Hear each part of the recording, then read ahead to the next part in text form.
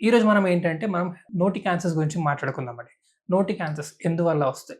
మనకు చాలా వరకు తెలుసండి. గుట్కా నమలడం కావచ్చు, లేకపోతే వక్కలు నమలడం కావచ్చు, పాన్ తినడం కావచ్చు, లేకపోతే ఇట్లాంటివి సింప్టమ్స్ చాలా మందికి తెలిసే ఉంటాయి. కానీ స్మోకింగ్ వల్ల చాలా ఎక్కువ రిస్క్ ఉంటుందండి. స్మోకింగ్ వల్ల కావచ్చు and smoking with alcohol causes at least 35 times ఎక్కువ రిస్క్ ఉంటుంది. స్మోకింగ్ అండ్ ఆల్కహాల్ 2 కలిపి తీసుకుంటే. So, there very high chances. Indian పాపులేషన్‌లో it is a very common cancer among males అన్నమాట. సో, ఈవెన్ ఫీమేల్స్‌లో చూస్తాం చాలా వరకు. ఈవెన్ షార్ప్ టూత్ ఉన్న వాళ్ళలో కూడా అంటే పళ్ళు కొచ్చగా ఉన్న వాళ్ళలో కూడా అది ఇరిటేషన్ అయిపోయి టంగ్ క్యాన్సర్ వచ్చే ఛాన్సెస్ చాలా మందికున్నాయి. సో, దీనికి ట్రీట్మెంట్ ఎలా ఉంటది? First thing depends on the stage of disease. First treatment surgical treatment అండి. అంటే ఆ గడ్డని నోటిలో ఉన్న గడ్డని along with the neck notes తీసేస్తారు. తీసేసిన తర్వాత according to stage of the disease they can go for radiation therapy and chemotherapy.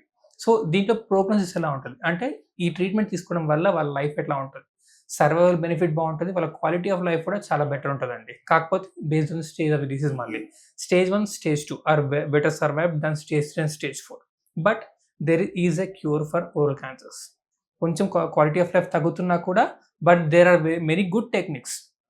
Surgical పరంగా కావచ్చు, రేడియేషన్ పరంగా కావచ్చు. We have many good techniques that quality of life hamper కాదు పేషెంట్‌ది. At the same time cure rates అనేవి పెరుగుతుంటాయి. వాళ్ళ quality of life పెరుగుతుంటాయి. వాళ్ళ survival కూడా పెరుగుతుంటదనమాట.